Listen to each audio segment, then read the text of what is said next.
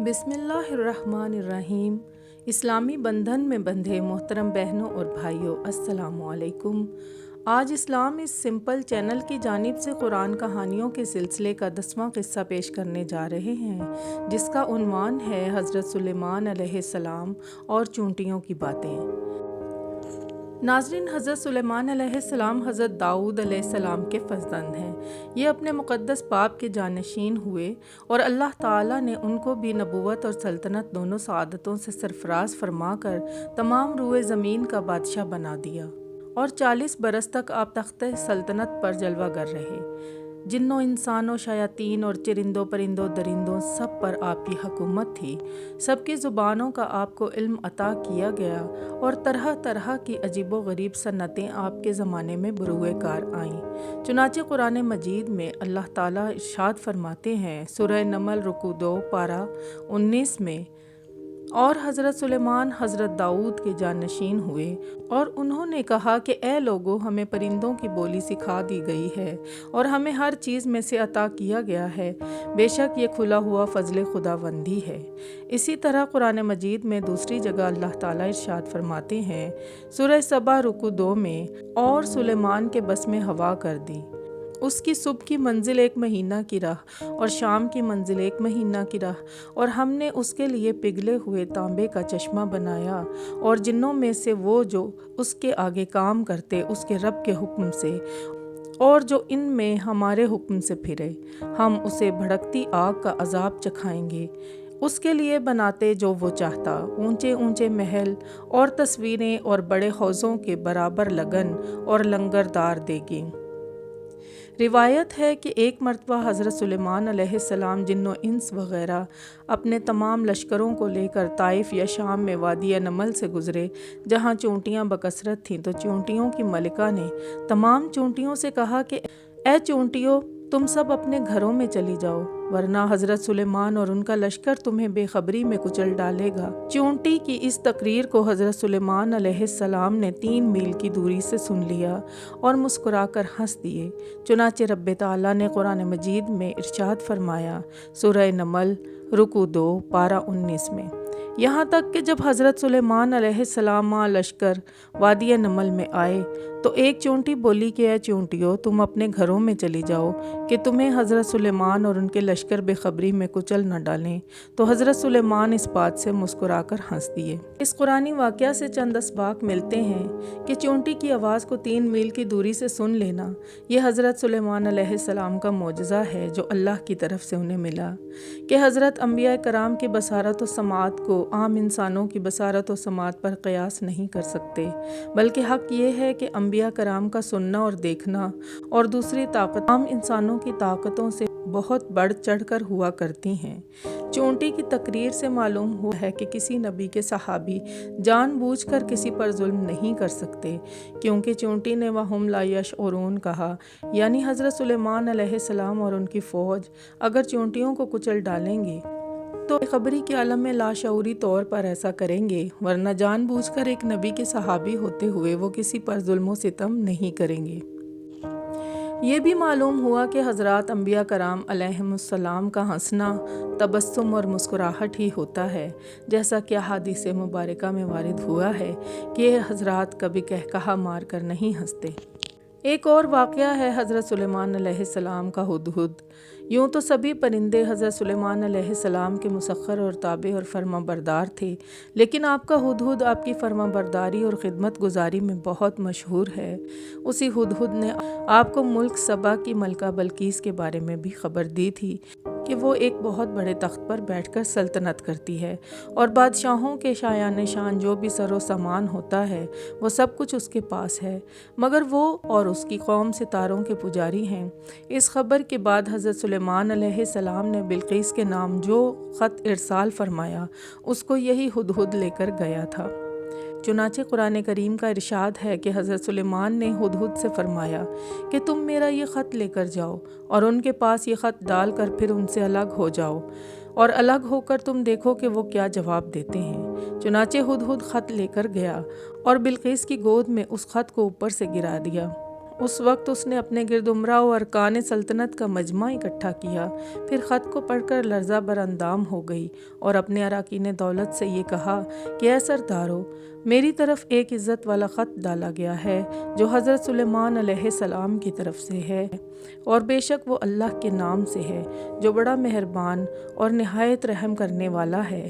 خط کا مضمون یہ ہے کہ تم مجھ پر بلندی نہ چاہو اور تم مسلمان ہو کر میرے حضور حاضر ہو جاؤ۔ سورہ نمل رکو 2 پارہ 19۔ خط سنا کر بلقیس نے اپنی سلطنت کے امیروں اور وزیروں سے مشورہ کیا تو ان لوگوں نے اپنی طاقت اور جنگی مہارت کا اعلان و اظہار کر کے حضرت سلیمان علیہ السلام سے جنگ کا ارادہ ظاہر کیا۔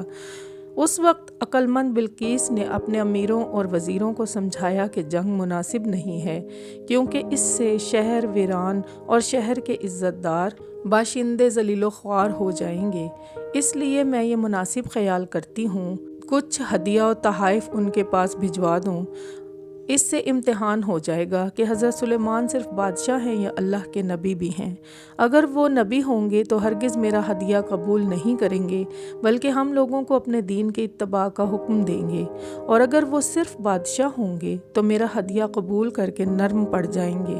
چنانچہ بلقیس نے 500 غلام، 500 لونڈیاں، بہترین لباس اور زیوروں سے آراستہ کر کے سامان بھیجا، اور ان لوگوں کے ساتھ 500 سونے کی اینٹیں اور بہت سے جواہرات اور مشک و عنبر اور ایک جڑاؤ تاج ماں ایک خط کے اپنے قاصد کے ساتھ بھیجا۔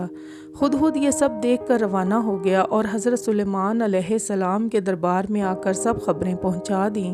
چنانچہ بلقیس کا قاصد جب چند دنوں کے بعد تمام سامانوں کو لے کر دربار میں حاضر ہوا تو حضرت سلیمان علیہ السلام نے غضبناک ہو کر قاصد سے فرمایا، سورہ نمل رکو 3 پارہ 19۔ آپ نے فرمایا کہ کیا تم لوگ مال سے میری مدد کرتے ہو؟ تو اللہ نے مجھے جو دیا ہے وہ اس سے بڑھ کر اور بہت بہتر ہے جو تمہیں دیا ہے۔ تم واپس جاؤ، ہم ان پر وہ لشکر لائیں گے جن کی انہیں طاقت نہیں ہوگی، ہم ان کو ان کے شہر سے ذلیل کر کے نکال دیں گے اور وہ پست ہو جائیں گے۔ چنانچہ اس کے بعد جب قاصد نے واپس آ کر بلقیس کو سارا ماجرا سنایا تو بلقیس حضرت سلیمان علیہ السلام کے دربار میں حاضر ہو گئی، اور حضرت سلیمان علیہ السلام کا دربار اور یہاں کے عجائبات دیکھ کر اس کو یقین آ گیا کہ حضرت سلیمان علیہ السلام خدا کے نبی برحق ہیں اور ان کی سلطنت اللہ کی طرف سے ہے۔ حضرت سلیمان علیہ السلام نے بلقیس کو اپنے دین کی دعوت دی تو اس نے نہایت اخلاص کے ساتھ اسلام قبول کر لیا۔ پھر حضرت سلیمان علیہ السلام نے بلقیس سے نکاح کر کے اس کو اپنے محل میں رکھ لیا۔ واللہ عالم۔ اس سلسلے میں ہدہد نے جو کارنامے انجام دیے وہ بلا شبہ عجائبات عالم میں سے ہیں، جو یقیناً حضرت سلیمان علیہ السلام کے اللہ کی طرف سے دیے معجزات میں سے ہیں۔ ملکہ سبا بلقیس کا تخت شاہی 80 گز لمبا اور 40 گز چوڑا تھا۔ یہ سونے، چاندی اور طرح طرح کے جواہرات اور موتیوں سے آراستہ تھا۔ جب حضرت سلیمان علیہ السلام نے اس کے ہدیہ و تحائف کو ٹھکرا دیا اور اس کو یہ حکم نامہ بھیجا کہ وہ مسلمان ہو کر میرے دربار میں حاضر ہو جائے، تو آپ کے دل میں یہ خواہش پیدا ہوئی کہ بلقیس کے یہاں آنے سے پہلے ہی اس کا تخت میرے دربار میں آ جائے۔ چنانچہ آپ نے اپنے دربار میں درباریوں سے یہ فرمایا، سورہ نمل رکو 3 پارہ 19، اے درباریوں، تم میں کون ہے کہ بلقیس کا تخت میرے پاس لے آئے قبل اس کے کہ وہ سب متی ہو کر میرے حضور حاضر ہوں؟ تو ایک سرکش جن بولا کہ میں وہ تخت لا دوں گا قبل اس کے کہ آپ اجلاس برخاست کریں، اور میں اس پر قوت والا اور امانت دار ہوں۔ جس کا بیان سن کر حضرت سلیمان علیہ السلام نے فرمایا کہ میں یہ چاہتا ہوں کہ اس سے بھی جلد وہ تخت میرے دربار میں آ جائے۔ یہ سن کر آپ کے وزیر حضرت آصف بن برقیہ، جو اسم اعظم جانتے تھے اور ایک باکرامت ولی تھے، انہوں نے حضرت سلیمان سے عرض کیا جیسا کہ قرآن مجید میں ہے، سورہ نمل رکو 3 پارہ 19۔ انہوں نے کہا، جن کے پاس کتاب کا علم تھا میں اسے آپ کے حضور میں حاضر کر دوں گا آپ کی آنکھ جھپکنے سے پہلے۔ چنانچہ حضرت آصف بن برقیہ نے اللہ کے حکم سے بلقیس کے تخت کو ملک سبا سے بیت المقدس تک حضرت سلیمان علیہ السلام کے محل میں کھینچ لیا اور وہ تخت لمحہ بھر میں ایک دم حضرت سلیمان علیہ السلام کی کرسی کے قریب نمودار ہو گیا۔ تخت کو دیکھ کر حضرت سلیمان علیہ السلام نے یہ کہا، سورہ نمل رکوع 3 پارہ 19، یہ میرے رب کا فضل ہے تاکہ وہ مجھے آزمائے کہ میں شکر کرتا ہوں یا ناشکری، اور جو شکر کرے وہ اپنے ہی بھلے کے لیے شکر کرتا ہے، اور جو ناشکری کرے تو میرا رب بے پرواہ اور بڑی خوبیوں والا ہے۔ ملک شام میں جس جگہ حضرت موسیٰ علیہ السلام کا خیمہ گاڑا گیا تھا، ٹھیک اسی جگہ حضرت داؤد علیہ السلام نے بیت المقدس کی بنیاد رکھی، مگر عمارت پوری ہونے سے قبل ہی حضرت داؤد علیہ السلام کی وفات کا وقت آن پہنچا، اور آپ نے اپنے فرزند حضرت سلیمان علیہ السلام کو اس عمارت کی تکمیل کی وصیت فرمائی۔ چنانچہ حضرت سلیمان علیہ السلام نے جنوں کی جماعت کو اس کام پر لگایا اور عمارت کی تعمیر ہوتی رہی، یہاں تک کہ آپ کی وفات کا وقت قریب آ گیا اور عمارت مکمل نہ ہو سکی تو آپ نے یہ دعا مانگی کہ الہی میری موت جنوں کی جماعت پر ظاہر نہ ہونے پائے، تاکہ وہ برابر عمارت کی تکمیل میں مصروف رہیں اور ان سبوں کو جو علم غیب کا دعویٰ ہے وہ بھی باطل ٹھہر جائے۔ یہ دعا مانگ کر آپ محراب میں داخل ہو گئے اور اپنی عادت کے مطابق اپنی لاٹھی ٹیک کر عبادت میں کھڑے ہو گئے، اور اسی حالت میں آپ کی وفات ہو گئی۔ مگر جن مزدور یہ سمجھ کر کہ آپ زندہ کھڑے ہوئے ہیں برابر کام میں مصروف رہے، اور عرصہ دراز تک آپ کا اسی حالت میں رہنا جنوں کے گروہ کے لیے باعث حیرت اسی لیے نہیں ہوا کہ وہ بار بار دیکھ چکے تھے کہ آپ ایک ایک ماہ بلکہ کبھی کبھی 2 ماہ برابر عبادت میں کھڑے رہا کرتے ہیں، غرض 1 سال تک وفات کے بعد آپ اپنی لاٹھی کے سہارے کھڑے رہے، یہاں تک کہ بحکم الہی دیمکوں نے آپ کی عصا کو کھا لیا اور عصا کے گر جانے سے آپ کا جسم مبارک زمین پر آ گیا۔ اس وقت جنوں کی جماعت اور تمام انسانوں کو پتہ چلا کہ آپ کی وفات ہو گئی ہے۔ انا للہ و انا الیہ راجعون۔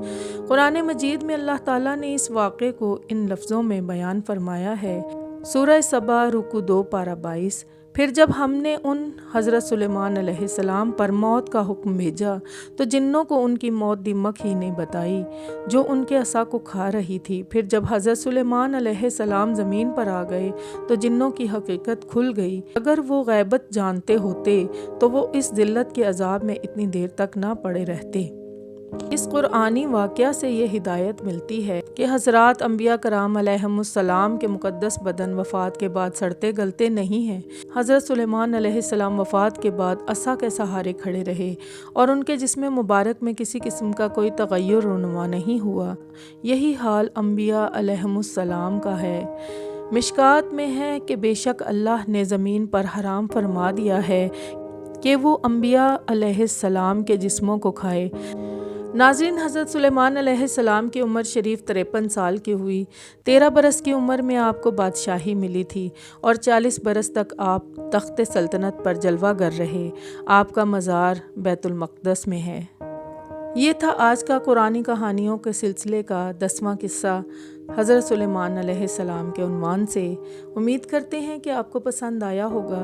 ہمارے چینل کو سبسکرائب کرنا مت بھولیے گا تاکہ آنے والی نسلوں تک ہمارے قرآنی کہانیوں کے سلسلے کی ہر کہانی درجہ بدرجہ پیش ہو سکے اور وہ بھی ہدایت پا سکیں۔ ناظرین، اجازت دیجیے۔ اللہ حافظ۔ السلام علیکم ورحمۃ اللہ وبرکاتہ۔